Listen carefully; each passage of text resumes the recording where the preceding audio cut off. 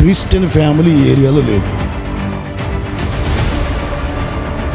అందరు అన్యజనులే. మరి వీరి మధ్యలో దేవుని నామం ఘనపరచబడింది.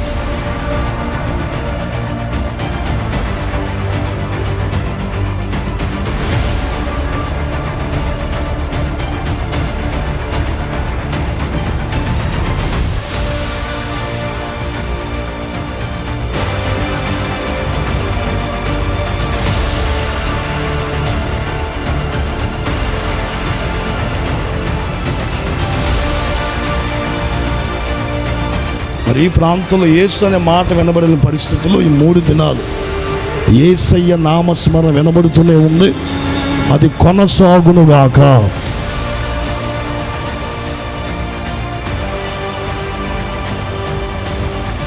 ఈ పరలోకానికి సిద్ధపడే వ్యక్తివైతే ఒకటి మారు మనస్సు కలిగి ఉండాలి, రెండవది పరిశుద్ధాత్మ అభిషేకం కలిగి ఉండాలి. యేసు ప్రభు ఎవరో నీకు తెలిస్తే నీ కులాన్ని పట్టించుకో, నీ ప్రాంతాన్ని పట్టించుకో, నీ మతాన్ని పట్టించుకో, నీ హోదాన్ని పట్టించుకో.